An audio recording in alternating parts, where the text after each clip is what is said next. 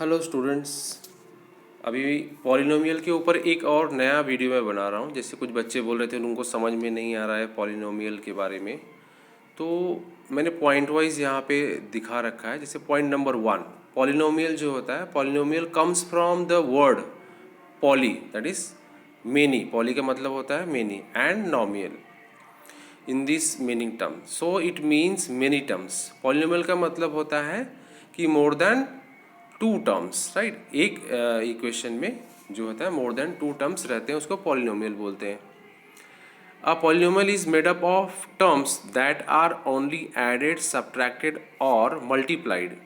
Okay, तो polynomial के पास जो टर्म्स होते हैं उनको हम ऐड कर सकते हैं, सब्ट्रैक्ट कर सकते हैं और मल्टीप्लाई भी कर सकते हैं। मतलब ऐसा कोई भी टर्म्स नहीं होगा जो मल्टीप्लाई, ऐड और सब्ट्रैक्ट ना हो।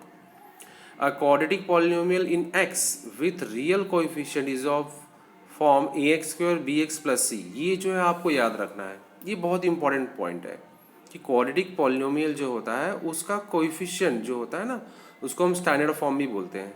जैसे उसका स्टैंडर्ड फॉर्म क्या बोलता है, ax square plus bx plus c, where a b c are real numbers with a is not equal to 0। आपको हमेशा याद रखना है कि कभी भी a का वैल्यू जो होता है ना उसमें 0 नहीं होना चाहिए, नहीं तो वो जो है स्टैंडर्ड फॉर्म नहीं होगा। अब डिग्री की बात करते हैं। The highest exponent of the variable in the polynomial is called the degree of polynomial. अभी एग्जाम्पल के लिए जैसे आपको मैं दिखा दूँ यहाँ पे, ये आप देखिए 3x cube plus 4, here degree is 3। आप समझ रहे हैं? तो जैसे ये आप देख लिए 3x प्लस 4, इसमें हाईएस्ट डिग्री क्या है, 3, क्योंकि x का पावर क्या है, 3। तो polynomials of degree 1 2 3 are called linear, quadratic and cubic polynomial. जैसे पिछले वाले वीडियो में मैंने बताया था कि लीनियर कब बोला जाता है, क्वाड्रेटिक कब बोला जाता है और क्यूबिक कब बोलेंगे।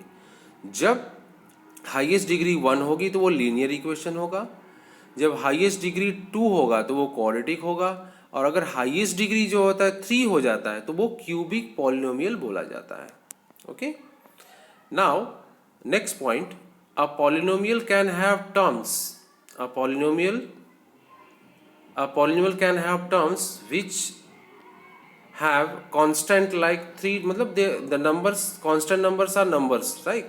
3 -20 -4, it can be positive or it can be negative also, है ना। जो कांस्टेंट नंबर होता है, जैसे ए बी सी जो मैंने बताया a x square plus b x plus c, उसकी ए बी सी की जो वैल्यू है ना वो पॉजिटिव भी हो सकती है और निगेटिव भी हो सकती है। Okay, this can be combined using addition, subtraction, multiplication, but not division, right. आपको इस बात को ध्यान रखना है, this can be combined using addition, subtraction, multiplication, but not division. The zeros of a polynomial p of x are precisely the x coordinates of the point where the graph of y equal to p of x intersects the x axis. Now I will talk about the formulas. जैसे अभी इस chapter में ये जो formula आपके text book में भी दिया होगा, तो यहाँ पे हम देखेंगे कि if alpha and beta are the zeros of the quadratic polynomial, right. If alpha and beta are the zeros of the quadratic polynomial a x square b x plus c. आपको ध्यान रखना है कि अगर आपका क्वेश्चन इस form में है a x square plus b x plus c, then वहाँ पे दो बात हो जाएगी, एक sum of zeros that is alpha plus beta, और एक हो जाएगा product of zeros that is alpha into beta. जब सम ऑफ जीरोस होगा तो आप लिखेंगे alpha plus beta equal to, alpha plus beta equal to that is minus b upon a. तो जो माइनस बी की जो वैल्यू होगा that is coefficient of x, right, and जो ए की वैल्यू है that is the coefficient of x square in sum of zeros. In the same way, in product of zeros, alpha into beta will be equal to c upon a. That is the constant term. Constant term. C is the constant term always. And c upon a, the value of a will be coefficient of x square again. But now if alpha, beta, gamma are the zeros of cubic polynomial. Now I am talking about cubic polynomial, right? ये जो first वाला था वो क्या है? Quadratic. क्योंकि उसकी degree कितनी होगी? 2.